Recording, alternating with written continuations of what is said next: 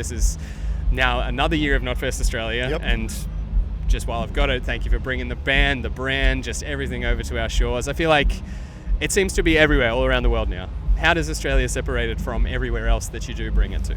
I mean, it's one of those things where, you know, sometimes we go like Japan, like we only go there a handful of times. Same thing with Australia. To get the band to certain places is such a big logistical nightmare for a lot of people. 100%. You know, and also 9 members of the band and stuff like that. So scheduling and stuff like that. So when you do get to go to these places, they are special. They are more, 100%. You know, well received from fans and stuff, because it's, you know, we're not here like twice a year or anything like that. That's the thing. You know, so to get to do that and, you know, and see old friends and see familiar faces and stuff. You know, even outside the hotels, like, the same fans that have been coming for ages to see us, so it's like, you know, that's cool. So. It's going to be a great feeling. Yeah, totally. Yeah, it's super special too, because I don't know if you're aware of just the festival culture in Australia at the moment, but a lot of our other festivals that host usually the bigger names in just like worldly and pop music, it's looking a bit dire. There's festivals being cancelled and pulled the pin on, and it's seeming strange, but our alternative and metal festivals are the strongest they've ever been, and I think that's a real testament to heavy music at the moment, not just in Australia but worldwide. And I feel like you've seen it before, like, I mean, from 99 onwards, it was that peak of just MTV and just heavy music seeping into the mainstream.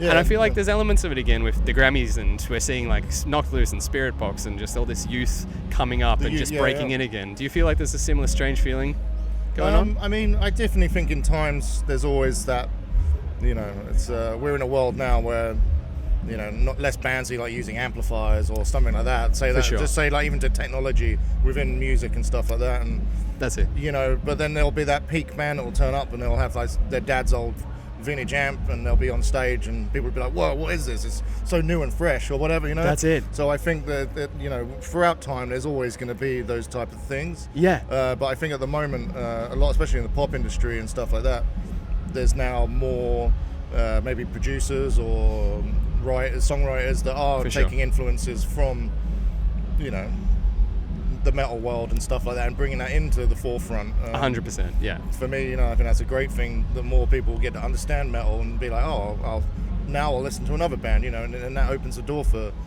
people, and it makes the scene bigger and it makes it stronger, you know. Absolutely. I'm a big fan of festivals where it's not just metal, you know, like a whole day of metal's absolutely it's a boring. slog. Onslaught. You know, but you know, it'd be great to do a festival and then there's like a jazz band playing or something like that, or something fusion, or you know, and it just opens up to a bigger crowd, and be like, some guy would just be walking and go, "Whoa, what's this? Hatebreed?" Like, I've never heard of that. For sure, a band like Health Today with an industrial tinge on the festival looks great. Okay, right, yeah, an example for them, yeah.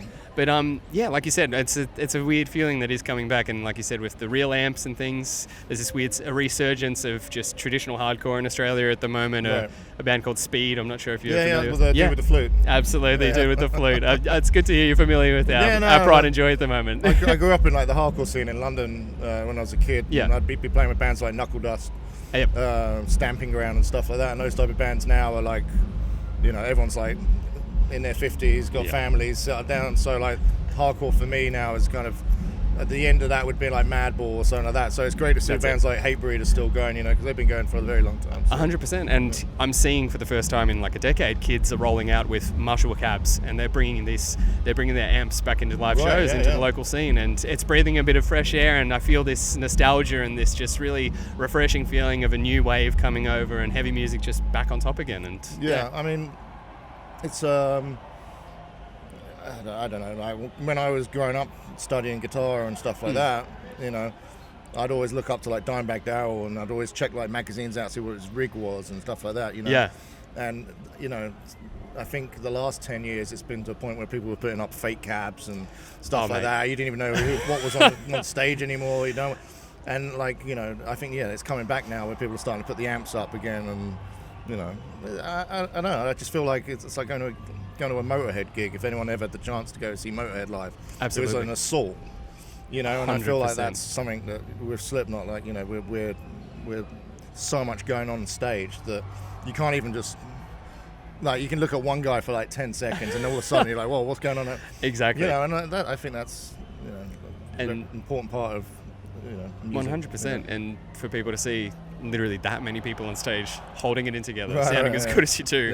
It's got to encourage a sense of just wanting to get out there and do it yourself. And I feel like you guys are bringing that to our shores. It's bringing a sense of just a bigger thing that can be just, you can achieve just these amazing things. You just got to start those bands and just get that moving again and just help the industry moving forward. I mean, this is our first time with Eloy on drums, and absolutely, that guy is just, he's brought a whole new lease of life, and it's nightmarish how tight these songs sound. it's insane. It's to the point where sometimes you're like, man, like, I start ad-libbing now because he has started adding some stuff in, and then all of a sudden that'll spawn Jim to do a little thing like that, and it's just that kind of thing is so refreshing. 100%. And brings you this comfortability to kind of whip out old cuts again, like Gematria. That was so fun, like learning that stuff. And, mate, it's listening to like all the original stems and stuff, and then now the way that we play it. And absolutely, even songs like Unsainted, we're bringing that back, and he's adding his own flair to that, which then it's really making it fun to be on stage. 100%. It's a stop and smell the roses moments when you're playing that just like gel together and tight and just so comfortable up there. You're feeling free to just receive that feeling again, and I feel like we're going to receive a lot of that feeling tonight. So. Everyone's really pumped, and it sucks having days off and stuff, but sometimes you need your rest, and that's it. I mean, I'm still doing my Batman look because of my fucking neck. So I'll see how it goes tonight with the headbanging. But yes, absolutely. Well, as long as I play all the notes right, then that's all I give a shit about. So. I appreciate you being here. I'm sorry you had to turn your neck as much, but good. Thank you very much. I'm looking at you at the corner of my eyes. I can feel the glaze over. No, thank you, mate, and appreciate it always. And see you up there tonight. Thank you so much for joining Triple J. Thanks, Australia. Cheers. Cheers.